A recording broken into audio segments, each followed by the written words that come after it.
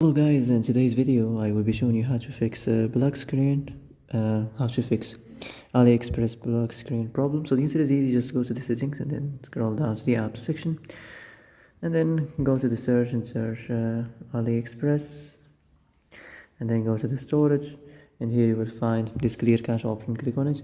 Now you can go check it if it worked, and if it didn't you can try to restart your phone or turn the Wi-Fi off and on, or the Bluetooth or the airplane mode. Also you can try to clear data, but be careful. If you clear data, all these applications data will be deleted. This includes all files, the settings, the accounts, the databases, etc. So be careful if you want to clear your data.